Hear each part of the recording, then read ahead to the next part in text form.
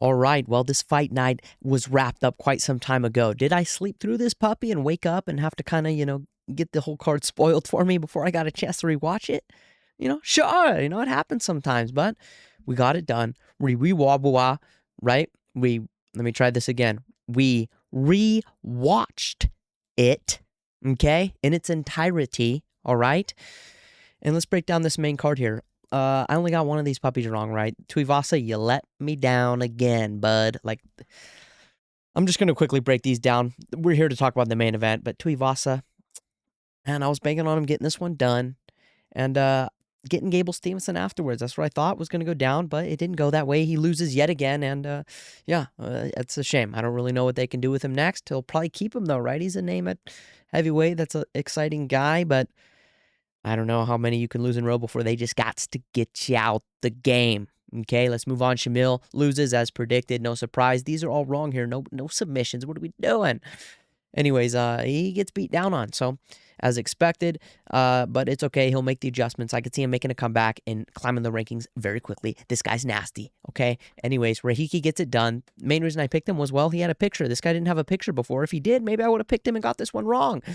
Nonetheless, we got it right. Rahiki gets it done, and now we can move on more. Okay, Tim Elliott, Steve Erceg. I picked Steve Erceg to get this one done, and he got it done pretty much exactly how I predicted. All right, he gets it done. Decision as predicted. Tim Elliott, man, first off, when this puppy was on, I got some flashbacks. I was squinting my eyes and pretending this was TJ versus Dom Cruz. Okay, this was making the fight very exciting for me. All right, but anyway, Steve Erceg gets it done. Decision.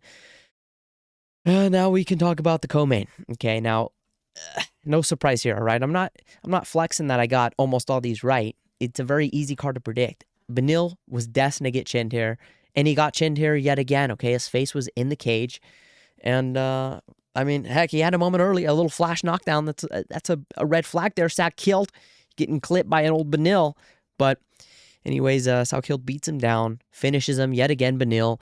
And if I'm Michael Chandler, I'm looking for Benil next. Now, that's a fight that I would entertain if I'm Michael Chandler. You want to get another win in the UFC and prove everybody wrong and prove that you can actually get a win in the UFC? You call out Benil next. Michael Chandler versus Benil. All right, now here's the big one. The puppy. Oh, what's the screen doing? The puppy we want to talk about. JDM, Carlos Prates. Let me take a sip of water here so I could slow down because my mind's in scrambles. Hold on. Okay, we're back.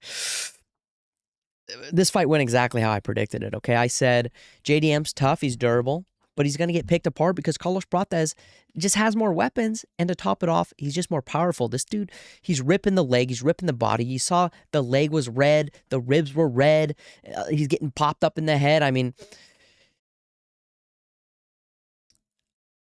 I'm not mad at this outcome, right? I'm a fan of both these guys. This was kind of a win-win. Whoever wins, I'm not going to be too upset, but Prates, man, he just picked them apart out there, and the red flag, I'm talking about red flags here, he did get taken down early, good entry from JDM, but you got taken down, you're on your back against JDM, a guy who we just saw on his back for 25 against Islam. It's not a good sign when you're going here against Islam, okay? But the way he was beaten down on JDM, it was very elite stuff. He was cracking him with some good hard shots. JDM, he had a couple little moments in there. He popped him with an uppercut, had a couple takedowns, had a little look at the back, but Prates, this was a masterclass, all right? He put a beat down on JDM and finishes him, which I didn't expect. I picked him by decision.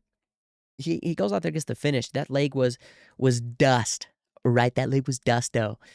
He got it kicked out from under him and just couldn't get up, It's a brutal finish for Prates. And when we take a peek at the rankings, what's next for these boys, Let's discuss it. Where's the welterweight right here? So JDM will drop a few. Prates will have to go up to number 2. I'm assuming Ian will be 1, Prates 2. If you're Prates, I mean, golly, they're going to likely announce Ian Gary versus Islam anytime. So you could probably just wait out and get the winner because you clearly deserve it at this point. You just knocked out, finished 2 former champions back-to-back, It's nasty stuff. So if he wants to just sit out and wait, I think there'd be no complaints. He's the rightful number 1 contender at this point. And, he could fight Michael Morales, but at this point, I think Prates is ace side here. He doesn't need that fight. Michael Morales, you definitely need one more if you think you want to get a title shot. Ian Gary versus Islam is next. Prates is right there if he wants to wait, or he can risk it, try to get a little more aura by fighting Michael Morales, a fight he doesn't need to take next, but could just to kind of elevate himself a little more. But besides that, I think, what's next for Michael Morales, who knows? That's maybe Usman should have tried to hop up in there, but either way, nasty stuff. As far as JDM, what's next for him? Honestly, it's tough. It's a tough one. Maybe if Sean Brady can get a win, or Buckley versus JDM would be a pretty sick fight as well. But anyways, I got to get out of here because I'm losing my train of thought, and I think I got what I wanted to say across. A good fight. Got them almost all right, but maybe next time we'll get them all right. Okay, now I'm gonna head up out of here, and I'm gonna click stop recording right now.